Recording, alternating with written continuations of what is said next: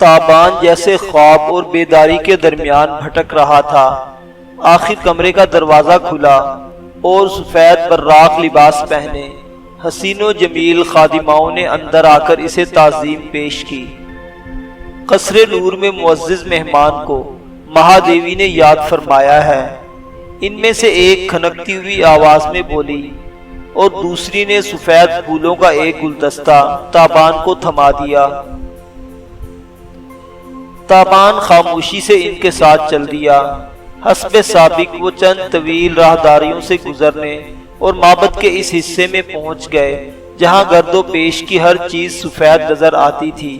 سنگ مرمر کے در و دیوار، ان در و دیوار سے پھوٹتی ہوئی دودھیا روشنی، سفید قالین اور محرابی دروازوں کے سفید پردے۔ ایک محرابی دروازے کے اوپر تابان کو 5 مقدس ارواح کی شبیہ نظر آئیں۔ تابان کو اپنی بصارت پر یقین نہیں آیا۔ چند ہفتے پیشتر وہ ان سب مناظر کو تباہی کی زد میں دیکھ چکا تھا۔ کیا اس مختصر مدت میں یہ سب کچھ دوبارہ تعبیر کر لیا گیا تھا؟ یہ سوال خاصا اہم تھا۔ چند ایک مقامات پر تابان کو محسوس ہوا تھا کہ در و بام کی ساخت میں معمولی رد و بدل ہے اور تعمیر بھی پرانی نہیں ہے، لیکن اگر یہ سب کچھ دوبارہ تعمیر ہوا تھا تو کیوں کر؟ اول تو اس مختصر مدت میں یہ ممکن نہیں تھا، پھر دمشق پر متحدہ یونانی فوج کا قبضہ تھا اور اس تباہ حال معبد کے گرد فوجی رسالوں کے پڑاؤ تھے۔ یہ امر یقینی تھا کہ تابان جس عمارت میں کھڑا ہے یہ دمشق میں نہیں ہے، شاید یہ اندرونی ایران کا کوئی اور شہر تھا جہاں بعین دمشق کے معبد جیسا ایک اور معبد موجود تھا۔ وہ سوچنے لگا کہ گھوڑا گاڑی کے سفر کے دوران وہ کتنی دیر بے ہوش رہا، لیکن کوشش کے باوجود وہ کوئی اندازہ نہ قائم کر سکا۔ اپنے خیالوں میں غلطاں آخر تابان اس مقام تک پہنچ گیا جس سے آگے خادمائیں اور اس کا ساتھ دینے سے قاصر تھیں۔ وہ بلند و بالا محرابی دروازہ اس کے سامنے تھا جس میں ایک بیش قیمت سفید پردہ جھول رہا تھا۔ دفتن تابان کو توامی حبشیوں کا خیال آیا۔ ان حبشیوں سے اولین ملاقات یہی ہوئی تھی، کیا وہ اسے پھر سے خوش آمدید کہیں گے؟ اس نے سوچا اور منتظر نگاہوں سے پردے کی جانب دیکھنے لگا۔ تھوڑی دیر بعد پردے میں جنبش ہوئی اور ایک سیاہ ہاتھ باہر نکلا، پھر ایک دیو قامت شخص تابان کے سامنے آیا۔ تابان ایک دراز قد شخص تھا، لیکن پردے کے پیچھے سے برآمد ہونے والا شخص اس سے بھی کئی بالشت اونچا تھا۔ یوں لگتا تھا اس کا سر چھت کو چھو رہا ہے۔ تابان سمیت ارد گرد کی ہر چیز اس کے مقابلے میں حقیر دکھائی دیتی تھی۔ اس کا جسم بے ڈول تھا، محسوس ہوتا تھا کہ غیر معمولی قد اس کے لیے زحمت بنا ہوا ہے۔ اس نے تابان کو اپنی غیر معمولی طور پر بڑی آنکھوں سے گھورا، پھر جھک کر تعظیم پیش کی اور بولا، خوش آمدید معزز مہمان، مہادیوی آپ کو شرف ملاقات بخشنا چاہتی ہیں۔ بعین یہی الفاظ توامی حبشیوں نے تابان سے کہے تھے۔ صاف اندازہ ہو رہا تھا کہ توامی حبشیوں کی جگہ اس دیو قامت حبشی نے لے لی ہے۔ شاید قصر نور کی محافظت کے لیے عجیب الخلقت پیدا ہونا شرط اول کی حیثیت رکھتا تھا۔ توامی حبشی پیدائشی طور پر ایک دوسرے سے پیوست تھے، جبکہ موجودہ محافظ ناقابل گمان حد تک طویل قامت تھا۔ تابان محرابی دروازے سے اندر داخل ہوا۔ طویل قامت حبشی ہاتھوں اور گھٹنوں کے بل جھک گیا۔ اب پھر وہی مرحلہ درپیش آیا، انہیں چوپایوں کی طرح چلتے ہوئے مہادیوی کے ایوان میں پہنچنا تھا۔ تابان جانتا تھا اگر اس نے یہ رسم پوری نہ کی تو اس کا قصر نور میں پہنچنا مشکوک ہو جائے گا، اور وہ ہر صورت وہاں پہنچنا چاہتا تھا۔ اگر مہادیوی شہزادی مارشا ہی تھی تو وہ اس تک پہنچنے کے لیے سر کے بل چلنے کو تیار تھا۔ وہ طویل قامت حبشی کے پاس جھک گیا اور ہتھیلیوں اور گھٹنوں کے بل چلنے لگا۔ گلدستہ بدستور اس کے ہاتھ میں تھا۔ ایک طویل راہداری طے کر کے وہ ایک اور محرابی دروازے کے پاس پہنچے۔ یہاں پہنچ کر دیو قامت حبشی رک گیا۔ آنکھوں میں اس نے تابان کو سمجھایا کہ اس سے آگے وہ اکیلا جائے گا۔ تابان آگے بڑھا۔ سامنے وہی خوبصورت ایوان تھا جس کا ہر منظر دودیا دھند میں دھندلایا رہتا تھا۔ فرش پر نیم دائرے کی شکل میں سفید سیڑھیاں اٹھتی تھی اور قد آدم بلندی پر جا کر اوجھل ہو جاتی تھی۔ تابان جانتا تھا کہ جب تک دیوی کی آواز نہ آئے وہ سر جھکائے رکھنے پر پابند تھا۔ وہ چور نظروں سے سیڑھیوں کے بالائی سرے کی طرف دیکھ رہا تھا۔ تھوڑی دیر بعد دھند میں حرکت پیدا ہوئی اور سفید براق لباس میں ملبوس مہادیوی اپنی نادیدہ نشست پر پراجمان ہو گئی۔ تابان کا دل جیسے کن پٹیوں میں دھڑک رہا تھا۔ وہ جلد از جلد مہادیوی کا رخ زیبا دیکھنا چاہتا تھا۔ سر اٹھاؤ، مہادیوی کی گونجتی ہوئی آواز اس کی سماعت سے ٹکرائی۔ اس نے سر اٹھایا۔ اس کے سامنے ایک جانا پہچانا چہرہ تھا، لیکن یہ چہرہ شہزادی مارشا کا نہیں تھا، دیوی انگبی کا تھا۔ تابان کا دل بجھ گیا۔ دیوی انگبی جو معبد کی سرکردہ دیوی کہلاتی تھی، آج مہادیوی کی مسند پر بیٹھی تھی۔ اس کے سفید تاج سے مسحور کن شعائیں پھوٹ رہی تھی اور تاج کے نیچے اس کا حسین چہرہ بے انتہا سنجیدگی لیے ہوئے تھا۔ تابان نے غور سے اسے دیکھا۔ یہی انگبی دیوی تھی جو گلابی دھند میں لپٹی اس سے پہر و راز و نیاز کیا کرتی تھی۔ اس کی ادائیں تابان کے لیے اجنبی تھیں اور نہ اس کا جسم، لیکن آج وہ خود کو اس سے بہت دور محسوس کر رہا تھا۔ ان کے درمیان غیریت کی ایک بلند دیوار حائل ہو چکی تھی۔ تابان سوچنے لگا، اس نے انگبی دیوی کو آخری بار کب دیکھا تھا؟ اسے یاد آیا، وہ دونوں ہفت رنگ پانی کے فوارے کے پاس موجود تھے۔ اچانک در و دیوار گہری تاریکی میں ڈوب گئے اور پھر تابان کے سینے پر زور کا دھکا لگا تھا۔ وہ سنگی فوارے کو توڑتا ہوا فرش پر ڈھیر ہو گیا تھا۔ کچھ دیر بعد جب روشنی لوٹی تو انگبی دیوی وہاں سے جا چکی تھی۔ اس واقعے کے کئی ماہ بعد آج وہ انگبی دیوی کو دیکھ رہا تھا۔ حسب دستور وہ آگے بڑھا اور اس نے سفید گلدستہ سب سے نیچے والے زینے پر رکھ دیا۔ کیا یہ درست ہے کہ تم مہادیوی مارشا سے محبت کا دم بھرتے ہو؟ انگبی دیوی کی آواز ابھری۔ یہ سوال بالکل اچانک اور غیر متوقع تھا۔ تابان کو لگا جیسے اسے یہ سوال پوچھنے کے لیے یہاں طلب کیا گیا ہے۔ انگبی کی شعلہ بار سوالیہ نگاہیں اس کے چہرے پر جمی تھی۔ تابان نے کہا، ہاں دیوی، مجھے اپنے جرم سے انکار کی تاب نہیں۔ میں شہزادی مارشا سے محبت کرتا ہوں، اب سے نہیں، اس وقت سے جب وہ صرف شہزادی مارشا تھی، مہادیوی نہیں تھی۔ تمہارا جرم ناقابل معافی ہے۔ انگبی کی بے لچک آواز ابھری۔ بہتر یہ تھا کہ مہادیوی خود یہاں جلوہ افروز ہو کر تمہیں سزا سناتی، لیکن وہ معبد میں موجود نہیں ہے۔ ان کی غیر موجودگی میں یہ فرض مجھے ادا کرنا پڑ رہا ہے۔ دیوی انگبی نے اپنے ہاتھ میں پکڑا ہوا چھوٹا سا نقرئی عصا 2 بار فرش پر مارا۔ طویل قامت حبشی سر جھکائے اندر داخل ہوا۔ اس کے عقب میں 3 مسلح محافظ تھے۔ انگبی دیوی نے بے حد سرد مہری سے تابان کو دیکھا اور بولی، اسے لے جاؤ اور مہادیوی کی واپسی تک بندی خانے میں رکھو۔ یاد رہے کہ اس کی موت واقع نہیں ہونی چاہیے۔ تابان کے لیے یہ فیصلہ کن لمحات تھے۔ وہ نتائج سے بے پرواہ ہو کر مسلح محافظوں سے گتھم گتھا ہو سکتا تھا، لیکن مسئلہ ان محافظوں کو زیر کرنے کا نہیں، اس معبد کی بھول بھلائیوں سے نکلنے کا تھا، اور وہ جانتا تھا یہاں سے نکلنا ناممکن ہے۔ راہداریوں کے پتھروں میں جگہ جگہ ایسے ہم رنگ شیشے جڑے ہوئے تھے جن کے پیچھے سے ان گنت نگران آنکھیں نقل و حرکت کرنے والوں پر نگاہ رکھتی تھی۔ یہ ایسا گورکھ دھندا تھا جس کے پیچ و خم سے سر تو پھوڑا جا سکتا تھا، رہائی حاصل نہیں کی جا سکتی تھی۔ تو کیا اسے نامعلوم مدت کے لیے کسی تاریک بندی خانے میں ڈال دیا جائے گا؟ یہ سوال زہرناک تیر کی طرح اس کے سینے میں پیوست ہو گیا۔ وہ قید و بند سے نہیں ڈرتا تھا، لیکن سینے میں بھڑکتی ہوئی آگ نے اسے جان کنی میں مبتلا کر رکھا تھا۔ یہ کورا کے انتقام کی آگ تھی۔ اسے محسوس ہو رہا تھا کہ وہ اس آگ کے ساتھ ہی بندی خانے میں چلا جائے گا تو چند راتوں میں جل کر بھسم ہو جائے گا۔ اس نے ملتجی لہجے میں دیوی انگبی سے کہا، دیوی مجھے مت روکیے، اس وقت میرے اور اس معبد کے دشمن ایک ہیں۔ میں سکندر کے چند اہم سرداروں کو عبرتناک موت کی قسم کھا چکا ہوں، مجھے جانے دیجیے دیوی۔ اس میں میرا ہی نہیں، اس معبد کا اور اس معبد کی سلامتی کے لیے لڑنے والوں کا بھی بھلا ہے۔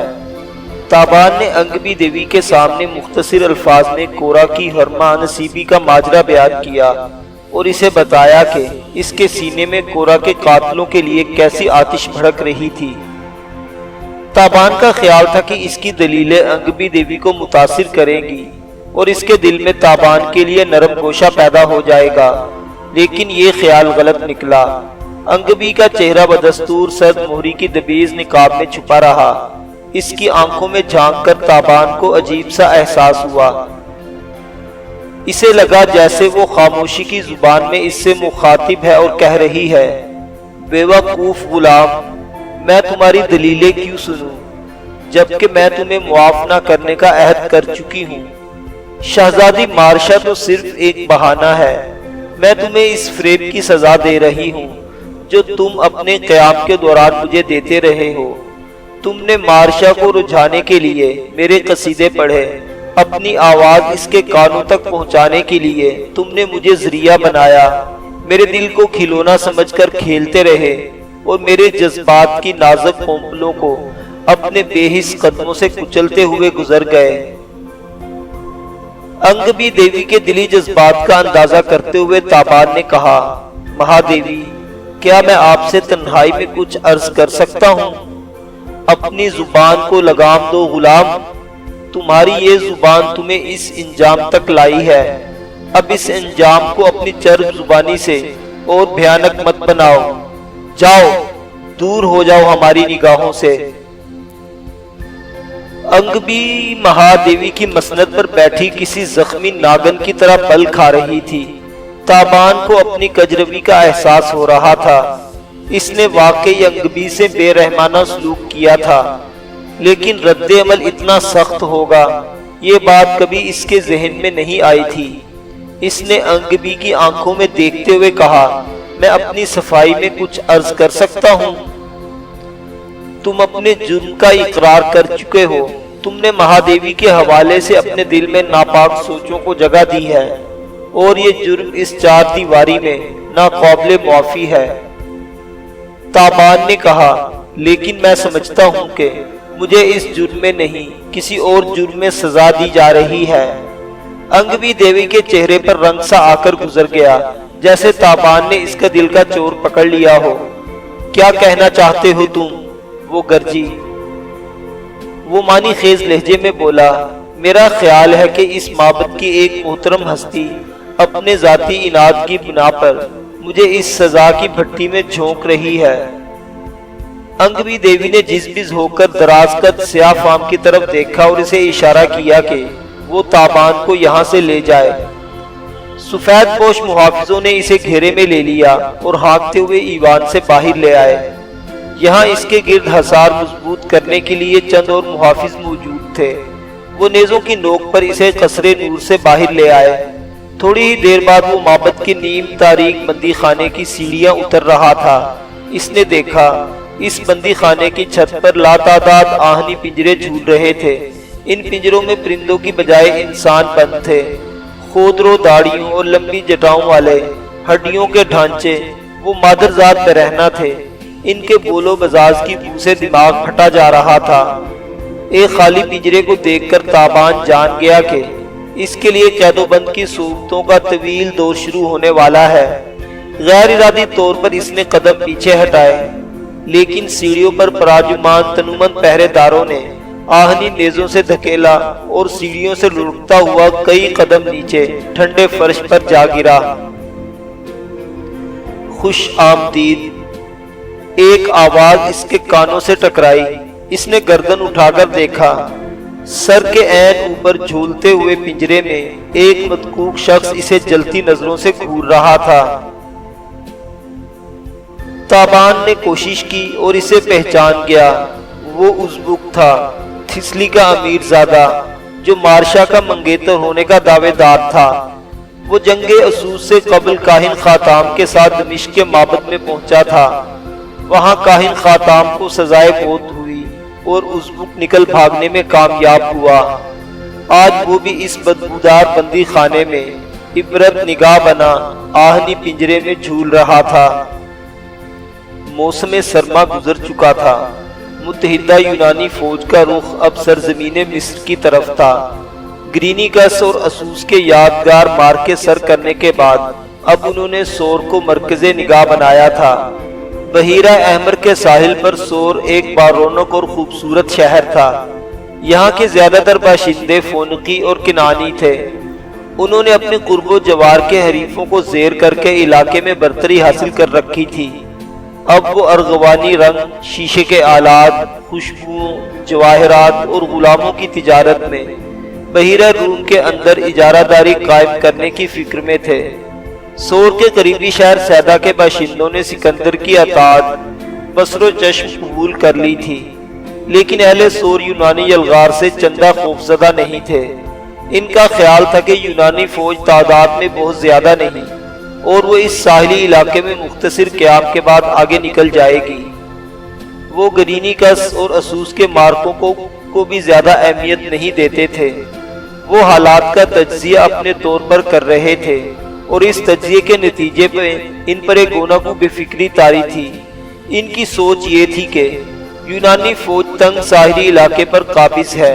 ایک طرف شہنشاہ اعظم دارا کی سلطنت ہے اور دوسری طرف سمندر میں سور کا طاقتور بحری بیڑا گشت پر ہے اور بوقت ضرورت قبرص اور مصر کے بیڑے بھی اس کی معاونت پر کمر بستہ ہو سکتے ہیں۔ علاوہ ازیں انہیں اپنے محلے وقوع پر بھی بڑا ناز تھا۔ شہر ساحل سے ہٹ کر ایک جزیرہ نما مقام پر واقع تھا۔ یہاں بری فوج کامیابی سے محاصرہ نہیں کر سکتی تھی۔ اس سے پہلے مختلف ادوار میں بیرونی حملہ آوروں کی طرف سے اس شہر کے جتنے محاصرے بھی ہوئے تھے ناکام رہے تھے، بلکہ بابل کے فرما روا بخت نصر کے متعلق مشہور تھا کہ اس نے 15 برس شہر کو محاصرے میں رکھا لیکن کامیابی حاصل نہیں کر سکا۔ ان حقائق کی روشنی میں اہل سور نے بہتر سمجھا کہ وہ سکندر سے مفاہمت کی بجائے مزاحمت کا راستہ اختیار کرے۔ سکندر نے جب دیکھا کہ اہل شہر مصالحانہ گفتگو کے آڑ میں اس کا وقت ضائع کر رہے ہیں تو اس نے عملی اقدام کا فیصلہ کیا۔ اہل شہر کی طرح سکندر نے بھی شروع میں ہیلا جوئی سے کام لیا۔ اس نے والی شہر کو پیغام بھیجا کہ وہ اور اس کے سردار صرف اس شہر میں داخل ہونا چاہتے ہیں کہ ہرکل کے قدیم معبد کی زیارت کر سکیں۔ زیارت کے بعد وہ آگے بڑھ جائیں گے۔ جواب میں اہل سور نے رائے دی کہ یونانی سور کا اندرونی معبد دیکھنے کی بجائے اس معبد کی زیارت کر لیں جو فصیل سے باہر واقع ہے۔ ساتھ ہی یہ عزم بھی ظاہر کیا کہ وہ ایرانی کارندوں یا یونانی سپاہیوں کو ہرگز شہر میں آنے نہیں دیں گے۔ یہ ایک حد تک آمیز سلوک تھا۔ اسی روز یونانی فوج کی فوجی کونسل منعقد ہوئی اور شہر سور کے محاصرے کا حتمی فیصلہ کر لیا گیا۔ شہر کے اطراف کا بغور جائزہ لینے کے بعد مقدونوی انجینئروں پر حقیقت منکشف ہوئی کہ جس چٹان پر شہر سور آباد ہے وہ ایک جزیرے کی مانند ہے اور اس جزیرہ نما چٹان میں سے پتھر کی مضبوط فصیلیں اٹھا کر شہر کو محفوظ کر لیا گیا ہے۔ ساحل اور جزیرہ نما کا درمیانی فاصلہ قریباً 900 قدم تھا۔ اس درمیانی فاصلے میں سمندر کم گہرا تھا اور کہیں کہیں پتھریلے ٹیلے ابھرے ہوئے تھے۔ شہر کی فصیلوں کے قریب جا کر پانی کی گہرائی قریباً 18 فٹ ہو جاتی تھی۔ فیصلہ کیا گیا کہ کنارے اور فصیل کے درمیانی سمندر کو ایک پتھریلی راستے سے پاٹ دیا جائے۔ اس سلسلے میں مشہور مقدونوی انجینئر ویادس کی صلاحیتیں بہت کارآمد ثابت ہو سکتی تھی۔ ہنر مندوں سے صلاح مشورے کے بعد راستہ بنانے کی تجویز قابل عمل قرار پائی۔ بھاری بھرکم مشینوں کے ذریعے راستے کی تعمیر شروع کر دی گئی۔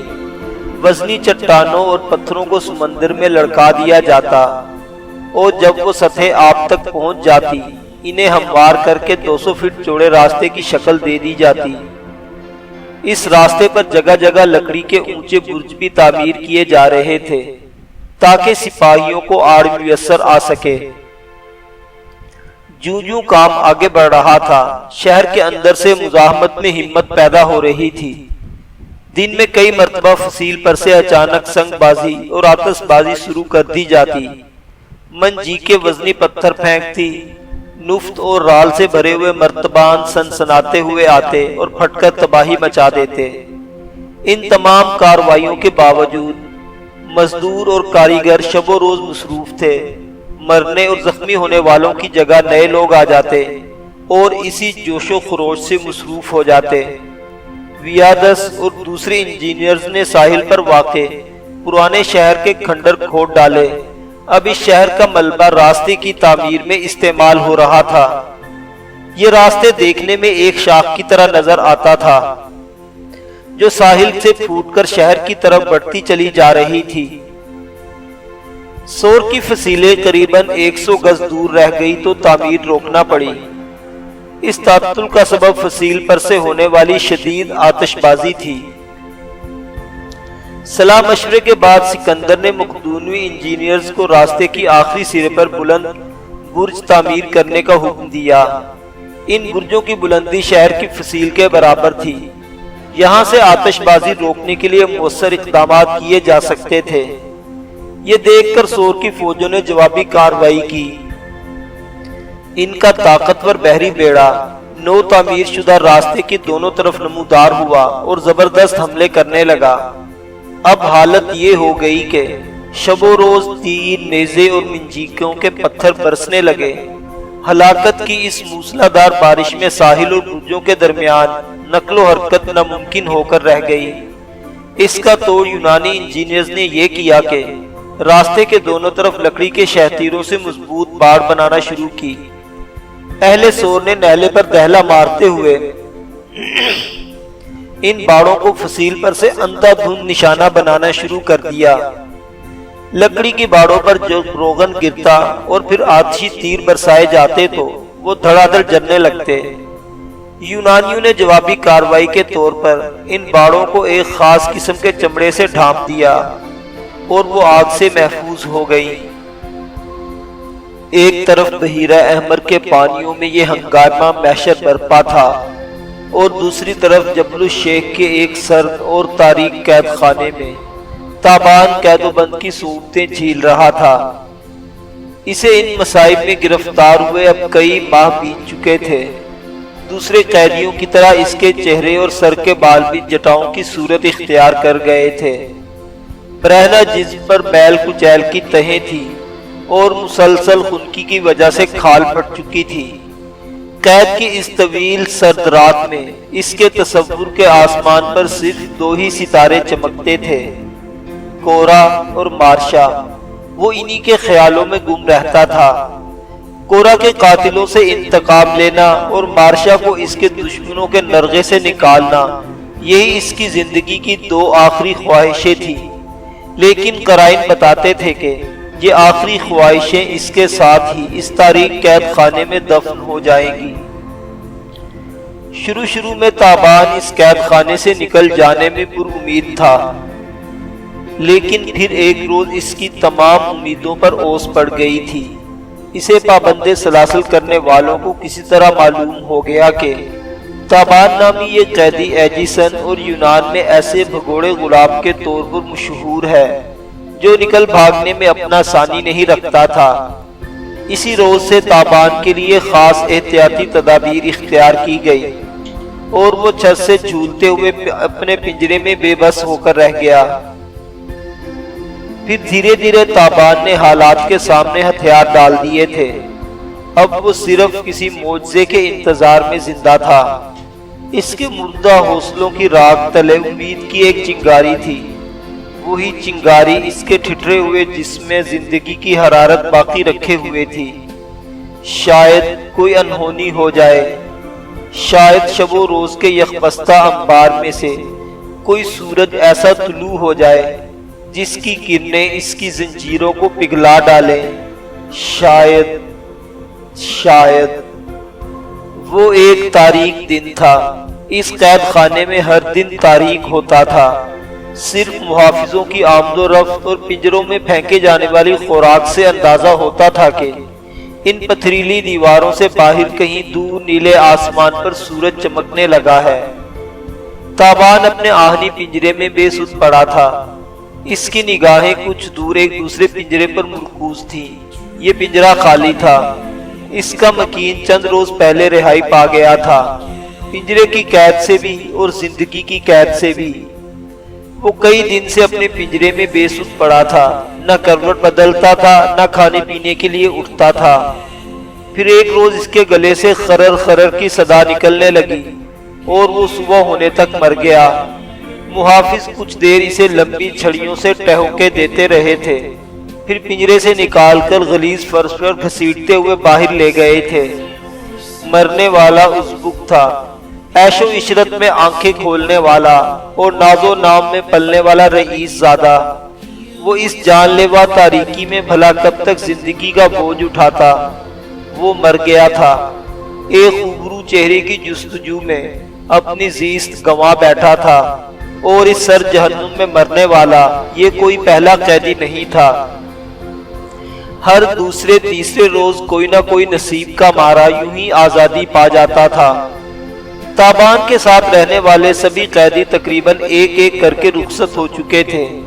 ایک وہی تھا اب تک سینے پر سانسوں کے وار سہ رہا تھا۔ وہ جانتا تھا کسی صبح وہ بھی اپنے پنجرے میں بے حس و حرکت پایا جائے گا، اور محافظ اسے طویل چھڑیوں سے ٹہوکے دینے کے بعد اٹھا کر باہر لے جائیں گے، باہر جہاں زندگی اپنی تمام تر حرارت اور روشنی کے ساتھ موجود ہوگی، لیکن وہ نہیں ہوگا۔ دفتن تابان کو اپنے خیالات سے چونکنا پڑا۔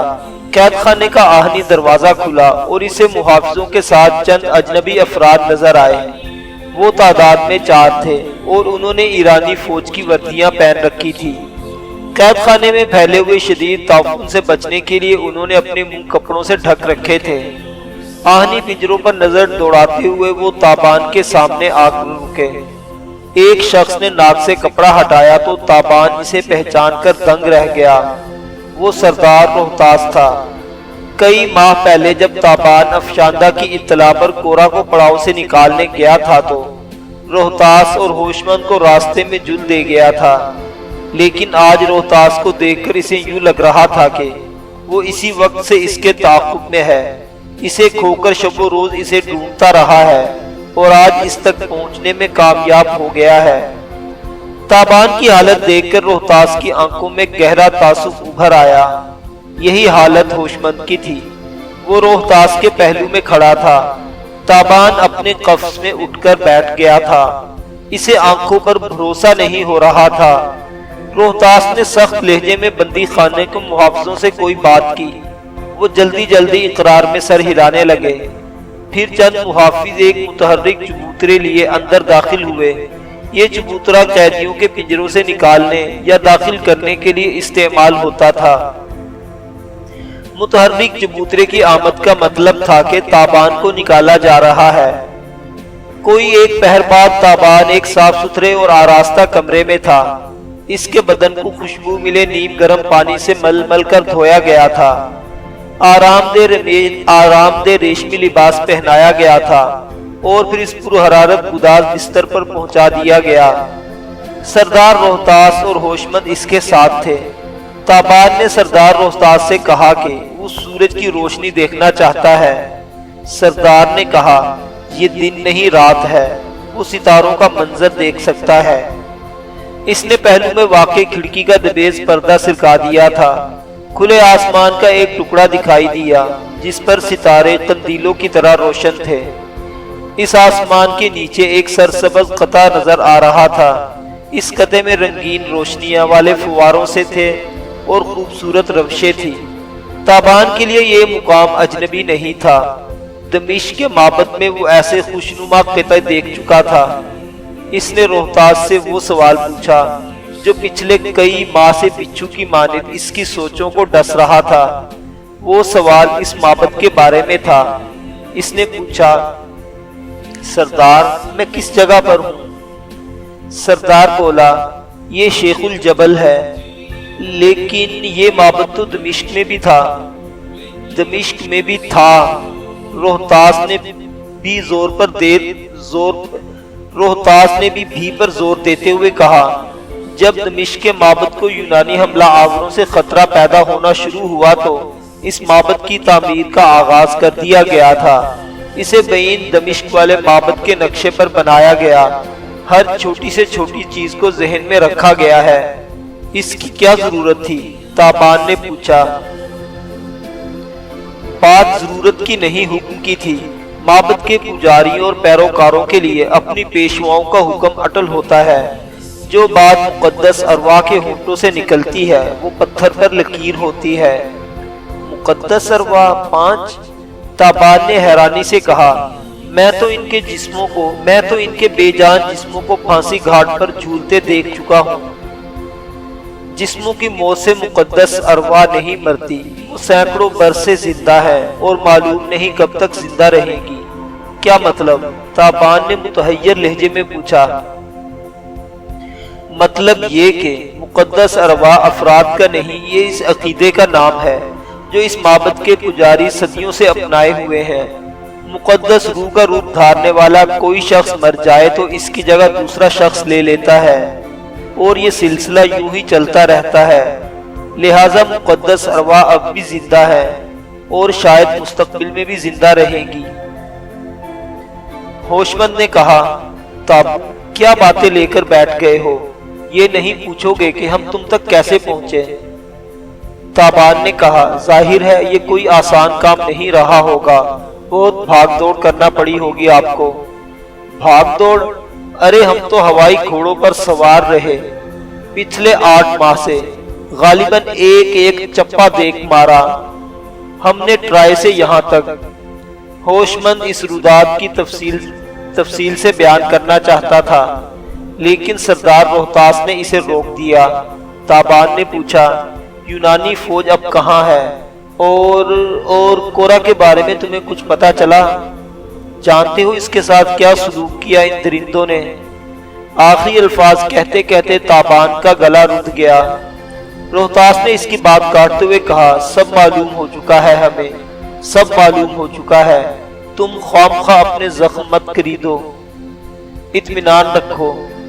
کورا کا قاتل عبرتناک انجام سے بچ نہیں سکیں گے۔ کورا کا بدلہ ہم سب پر فرض ہے اور یہ قرض چکانے تک ہم اطمینان سے نہیں بیٹھیں گے۔ ہم ساری معلومات حاصل کر چکے ہیں۔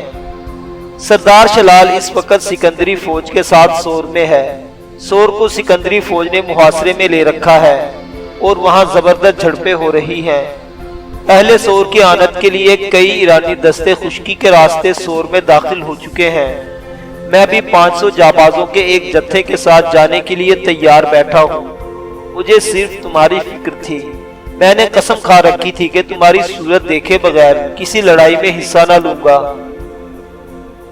ہوشمند نے کہا، آپ نے کچھ اور قسمیں بھی کھا رکھی تھی، ان کے بارے میں تو بتا دیجئے۔ سردار روحتاس مطمئن انداز میں مسکرانے لگا۔ ہوشمند نے بات جاری رکھتے ہوئے کہا، جب سے تم گم ہوئے ہو غالباً یہ بستر پر سوئے ہیں، نہ پرتکلف کھانا کھایا ہے، نہ عورت اور شراب کے قریب گئے ہیں۔ ہر طرح کی مسرت انہوں نے خود پر حرام کر رکھی تھی غالباً۔ تابان حیرانی سے سردار روحتاس کی طرف دیکھنے لگا۔ پہلی بار تابان کو اندازہ ہوا کہ سردار روحتاس بہت کمزور اور خستہ حال نظر آ رہا ہے۔ اس کی فوجی وردی بھی بے حد خستہ اور پھٹی پرانی تھی۔ تابان نے کہا، آپ نے یہ سب کیوں کیا سردار؟ مجھے تو لگ رہا ہے میری طرح آپ بھی یہ 8 ماہ کسی بندی خانے میں گزار کر آئے ہیں۔ تم ٹھیک کہہ رہے ہو۔ سردار روہتاس مسکرایا، لیکن اب اس بندی خانے کے بند دروازے کھل چکے ہیں۔ اب تمہاری طرح ہم دونوں بھی آزاد ہیں۔ ان قریب ہماری آزادی ان لوگوں پر برق بن کر گرے گی جنہوں نے بے گناہ کورا کی آبرو اور جان لے لی، اور جو شہزادی مارشا کو تم سے دور رکھے ہوئے ہیں۔ شہزادی مارشا کا نام سن کر تابان کے سینے میں ایک خنک سی لہر دوڑ گئی۔ شہزادی کہاں ہے؟ بے اختیار اس کے ہونٹوں پر سوال آیا۔ سردار روہتاس نے کہا، وہ سکندر کی تحویل میں ہے، اسے سخت پہرے میں رکھا جاتا ہے۔ کچھ اور باتوں کے علاوہ یہ بھی معلوم ہوا ہے کہ سکندر اس پر اکثر نوازشات کرتا رہتا ہے۔ ایک نوجوان بادشاہ کی ایک حسین و جمیل دوشیزہ پر نوازشات بے معنی نہیں ہے۔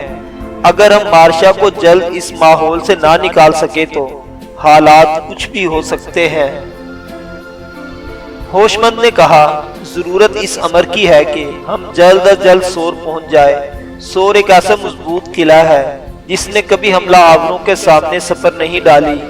یونانی فوج کو بھی وہاں شدید ترین مزاحمت کا سامنا ہے۔ اگر اہل سور کو شہنشاہ دارا اور قبرص کے فرما روا کی طرف سے مناسب کمک مل گئی تو سکندر کے دانت کھٹے ہو جائیں گے، اور یہ بھی ممکن ہے کہ اسے شکست فاش ہی ہو جائے۔ اس وقت اہل سور کو افرادی قوت اور ہتھیاروں کی اشد ضرورت ہے۔ ایک ایک فرد اور ایک ایک ہتھیار قیمتی ہے۔ تابان نے کہا، اگر شہر محاصرے میں ہے تو ہم وہاں داخل کیسے ہوں گے؟ روہتاس نے جواب دیا، شہر کی ایک جانب خشکی سے ملی ہوئی ہے، اس طرف سے ہر طرح کی کمک اہل شہر کو پہنچ رہی ہے، اور یہی بات محصورین کے حق میں جاتی ہے۔